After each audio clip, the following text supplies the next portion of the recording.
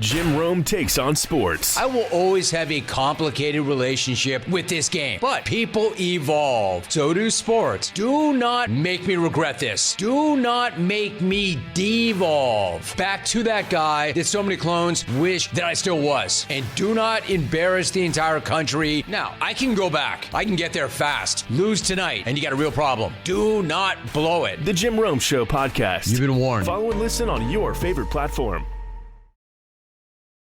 This Talks 94.5 podcast is brought to you by Millennium Satellite and Video. Log on to msbnow.com. TV excellence everywhere. That's Millennium. McElroy and Cubelic in the morning starts now. Welcome back in. McElroy and Cubelic in the morning. It's 9 a.m. Hour number 3 underway, as he does each and every Thursday at this time. Thanks to our friends at Coke and Piggly Wiggly. It's the coach, Wimp Sanderson. Coach, how are we doing? Man. Okay, we're it's kind of an interesting time because we're in a period of time where we almost know what's going to happen. If you guys knew what was going to happen, your show wouldn't be any good. But you almost know. You think you know. You might know. And I think, you try to rank the players. You try to rank the teams. You see a picture of a good-looking lady, and she's not as good-looking when you see her as you thought she was. Everything is sort of exciting a little bit. I know it's not a lot to talk about particularly, but I think it's exciting because you end up in a situation where you almost know what's going to happen, but you don't really know what's going to happen. They ranked the 68 teams the other day. And I looked at I kind of study Alabama and Auburn's schedule quite a bit. I'm a schedule group. I think Auburn is playing a Baylor team they can beat if they play well, and they're making a lot of money out of it. And by the way, they're talking about having raised $93 million, and I think that's great for Auburn to have done that. It can cost you because people want more money. Naturally, the players are. But it can also help you get better players.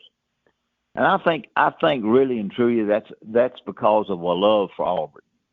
I was when I was coaching, I was going against them all the time. I didn't go to school at Auburn, but I think they're willing to give to see if they can't get to where they need to get. Don't you feel that way? It's a love for the school. If you had to ask me, which school was loved the most in the SEC by their fans, I would say Texas A&M, because they go against that Texas A&M. Any comments on that by either one of you? Not very. It's an interesting question. Which school is most beloved by their fans in the SEC? Yeah. That's right. Because it's going to be hard for us. Like when you look at just Kentucky basketball, I think that's going to be towards the top of the list. I mean, you look at LSU, football, baseball, at times basketball, some gymnastics success. Like they seem to be pretty supportive across the board. Like I like what you said about Auburn because there hadn't been a ton of championships recently, yet people keep showing up. Like to me, that says a lot more than a lot of the other schools you're going to discuss. A&M fans pretty passionate. If Greg's there, would Alabama have been able? And maybe they could. I'm not knocking them. But would Alabama have been able to raise $93 million when Nick Saban was there? I'm not sure. Any thoughts on that? It's a hypothetical, but if I were to guess, I'd say probably not. But they could manufacture it, probably not from giving, but they can manufacture it because of the quality of the brand. Yeah, you're so smart. Yeah, that's exactly right. Because of the quality of the brand. As far as people having, and I'm not saying they don't love their school, because Alabama, of course, certainly loves their school. But I think the $93 million, when one of the great coaches of all time was there, it's not easy to raise. And those guys who are coming in there, they're expecting more, and so you've got to win when you do that. So it's going to be interesting to see. I look at the schedules too, and I have a person on my radio show who was always telling me that Alabama's going to lose a couple of games before they play Georgia. They've got 5 games, but when you look at in rankings, all in the world they are rankings and not anything. But when they rank the 68 teams this week, Kentucky, South Carolina, Florida State weren't ranked very high. I don't know that means anything because rankings, you got to get your kids ready to play. But Kentucky 47, South Carolina 46, and FSU was 50, I think it was. So, you got to get your football team ready to play. But and I think Auburn has a good chance to go into Atlanta and make some money, losing a home game and playing Baylor. I don't know what else you want to talk about, but those are things that I think about. But Arkansas was really the 68 teams was selected the last team, not the last team, but number 61, and State 52, and so Alabama 10, I think it was, and whether Alabama can reach to a 10, I think Russell is a kind of a quiet guy who nobody talks about a lot, but undoubtedly is a good quarterback. How do you feel about the Tide this year, Coach? I don't feel like we've gotten your read on what the team might be. I think they're good. I think they're better defensively. I think they've gotten a couple of good defensive players. I think the offensive line is better. I don't know them, all of them by name. The Crowell guy is a running back who I don't know anything about. And the answer for you, Greg, or for Cole, for either one of you, when your offense goes bad or does not produce, the coach gets the blame. The offensive line gets some of the blame. The running backs get some of the blame. But you never know exactly where you're coming. Well, they want to pass it more is the reason they're not running it well. Tell our listeners your thoughts about that. I'm not saying for you to get up here and knock anybody, because I'm not knocking any coaches. I got knocked enough when I was coaching myself. But when you try to analyze that, because my callers are calling in all the time analyzing it about it's a coach, it's a offensive line, it's the running backs. Now the Crowell kid is supposed to be a really good runner between the tackles, according to people. Comment on that to our listeners. Well, it's interesting that you brought that up, because last week when we had Dave Bartu on, I wish I could remember the numbers, CFP Matrix, I want to say that he said teams score 30+% of the times more when they run the ball more times on a drive than they throw the ball on a drive in an individual drive. Like, I don't know, John, if you remember that number. Greg was out that day. It was a staggering number of when teams run the ball more on a specific drive than they pass it. I couldn't believe it. And so I think a lot of fans would be accurate in asking that question, is why are you trying to throw it around so much? Sometimes that's just the strength of the team, but I think there are some numbers that back up you should probably turn and hand it off a little bit more. Well, you said the offensive coordinator there got knocked a great deal, and he was raked as one of the better offensive minds in the SEC, and that rankings don't. I understand rankings. That's just for people to read and listen and argue about. But I don't, me being a basketball guy, I don't know the answer to that. But you guys are so smart and know what you're talking about, and for them to have a good runner who by name is supposed to be really. That seems to me like I'm just a fan was going to really improve Alabama's running game. Greg, I don't know whether you want to comment on that or not. I think running game is a few different things that factor into it. I think attitude along the offensive line is one. Finish, strain, those things that get thrown out there as if they're little bit coach speak. There's a lot of truth to them too. Like if you're straining to just get in the way, and you're doing whatever it takes to secure the front, and you're maybe a little nasty on the back end of every play, like you create a seed of discomfort for the opposition, and making them quit essentially is what leads to being very successful running the football. I mean, look, guys don't literally quit, but they're like, no more. Like, uncle, I can't play another play. I'm getting pushed so hard and so violently that I can't keep up. So I need badly to. I really want the O-line to just play with a level of nasty this year. You don't have to. It doesn't require talent. It's an attitude, and that I think is the biggest key. In your offensive meetings with your staff. Not with your staff, but with the staff, and you a quarterback. Did you come out? Did you give comments at all after watching the defense and watching the film of the defense of your opponent? Did you make comments in staff meeting or with the coaches? I'm sure you just had the 2 or 3 coaches around. You may have all. When I was with Coach Bryant, the only one that Coach Bryant ever talked to was Mal Moore, especially when they went to Wishbone. But were you able to have a great feel as to what you need to do with your football team, running or passing it or this, that, and the other? Were you comfortable every cotton picking time? I think it's a great question.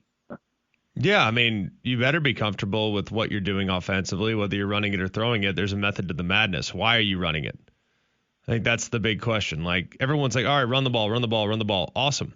But, like, why are we trying to run the ball? Well, we want to take the air out of the football. We want to control the clock.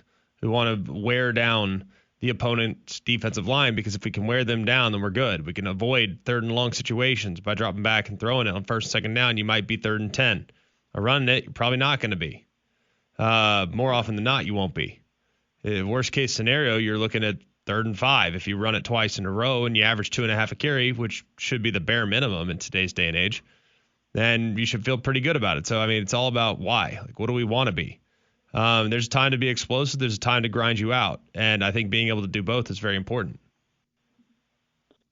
Cole, did you come out of your staff meetings and knowing exactly the blocking assignments, what you were going to do offensively, comfortable every time, or did you ever come out of there with a doubt in your mind? I think there are always going to be times that you come out with a little bit of doubt. Sometimes it depends on how early it is in the week, where you are in your career. Later in my career, almost never any doubt of what we wanted to do, why we wanted to accomplish it, what we wanted to do to get there, what the rhyme and reason were for one thing's leading to other things. And some of that is the message too. Like, the messaging from Jimbo Fisher was much more difficult to gather than it was from Noel Mazzoni, my 2 offensive coordinators at Auburn, regardless of people who think Terry Bowden called the plays. When Jimbo put things together and explained things, it was fast, it was a lot, it was wordy, and you're just kind of sitting there like you just wanted to get your one play off.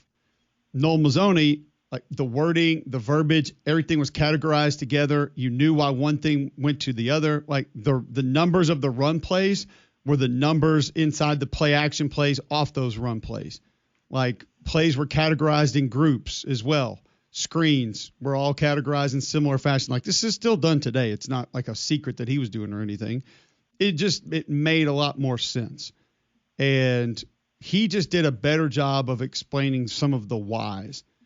And I think elite coaches do that. Instead of just assuming you know everything, it's very similar to coaching younger kids. It's like one of the things I try to live by with younger kids is like, if you didn't coach them to do it, don't get mad at them for not doing it. And I see so many coaches getting mad at kids. I'm like, well, did you explain it to him? Well, no. Well, why are you getting mad at him then? And, I thought Noel Mazzoni did a great job of just explaining, hey, we're going to run this play here, but this is what it's going to do later in the game. And if we get this going, we're going to be able to do this. And then off that, we're going to be able to do this as well. So you understood all of it a little bit more. But also, like, I wasn't paying attention to secondary play when I was a first-year starter. I was literally worried about the dude in front of me and who the point linebacker was. And then I started worrying about the entire D-line. And then I started worrying about the entire front seven. And then I started worrying about the safeties. And then I would peek at corners. You just can't do it all the first time I'm sure Greg was the same way as a quarterback. You're just like, man, I just want to hand the ball off to the right direction. Like, or probably I want to, you know what, coach? It was like, I just want to make sure the quarterback gets the snap first. Like, let's handle that. And then you make your way onto all those other things as time goes by. I think I've heard you say, and correct me if I'm wrong, that Bill Oliver came in, who's, of course, a big buddy of mine, came in, and I think I'm right. You correct me. And maybe coached y'all's team or did something with your team. Well, he was our interim head coach, yes. Yeah. Talk a little bit about that, because Bill's passed on now, and we're big golf buddies, and he was heck of a.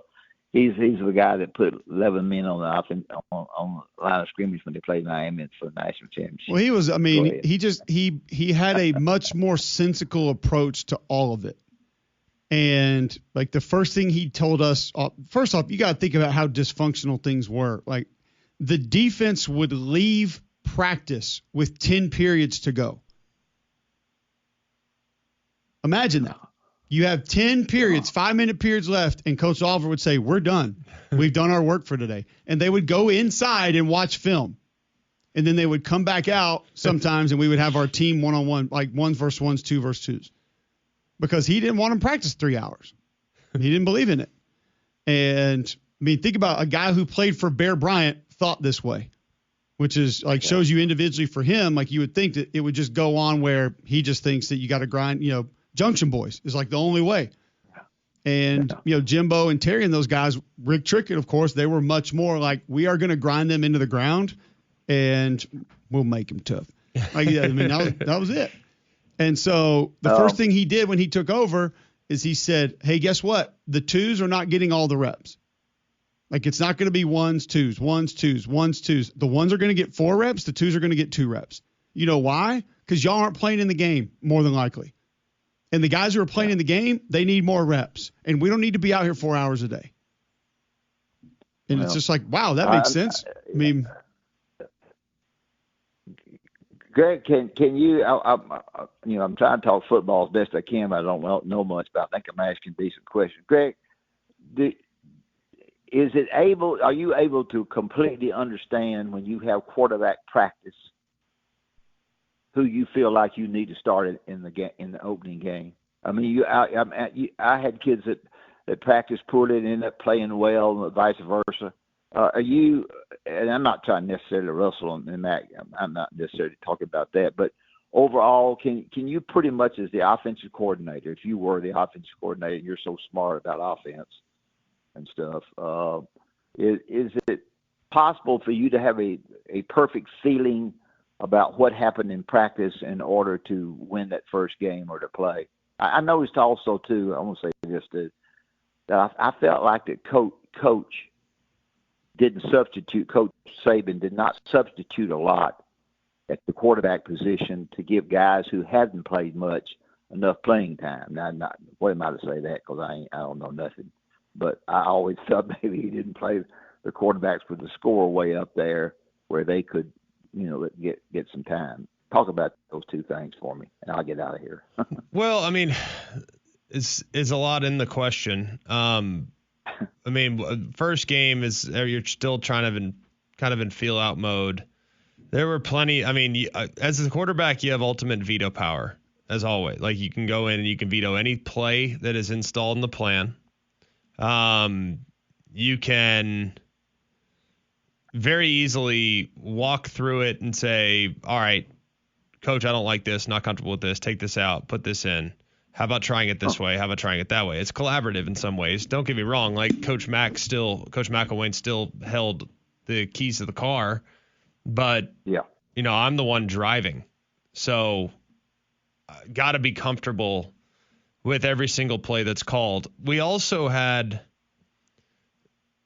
I don't want to say like a decent influence on who gets what, but I can remember a situation specifically where there was a receiver not doing what he needed to do and was not trustworthy.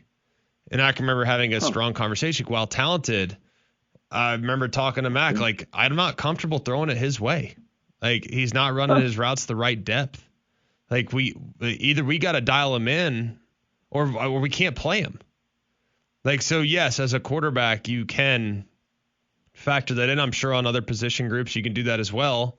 Like, hey man, this guy's not going the right way on our protections. Like, the right guard needs help. Like, I can help him, or you can play somebody else that knows what to do. I never involved myself there, but the receivers directly impacted me and my confidence level dropping back and delivering the football. So I did have some influence on who played what, who ran what route well, when that route was called, who we wanted in the game. If for whatever reason that guy couldn't be in the game, here was the next guy up, what have you. So the receiver coach helps a lot with that as well.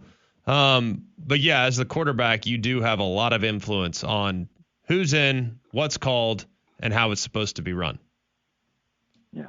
Well, I think there's decent football questions, and I appreciate y'all letting me be on again. Anything else? I don't think there's anything else you need to ask me, because basketball, it's a long way off, but basketball team is playing a lot a lot of teams in Alabama away, but to make money, just like Auburn is playing Baylor to make money. Money's an important thing. Anyway, Piggly Wiggly and Coke give me an opportunity to be on y'all's show every week, and I appreciate them. Piggly Wiggly had lunch with Stanley last week, and Piggly Wiggly's a great outfit, and they do a great job of everything in the world, from the grocery stores to meats, and Coke is a great product as well. I've been drinking them for a long time. I appreciate you guys having me on. I hope I asked you decent questions too. And y'all are really great. Thanks. We appreciate you, Coach. The Coach Wimp Sanderson joining us on the Higginbotham Hotline, brought to us each and every week by Coke and Piggly Wiggly. So we'll move on from the coach.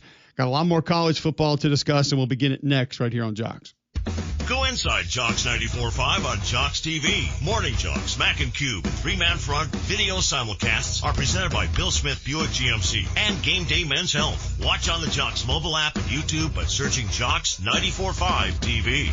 Hey, I'm Chris Van Vliet. Go behind the scenes and beyond the headlines with the biggest names in pro wrestling and beyond. Mr. Sandman. All I ever wanted to be was a pro wrestler. So I got to live my life and make people really happy. The Heartbreak Kid himself, Shawn Michaels. Do you think there's anybody better than you were? I think I was great at what I did, and I think other people were great at what they did as well. Greatness is more a mindset, I think, than anything else. Mindset, motivation, insight with Chris Van Vliet. Follow and listen on your favorite platform.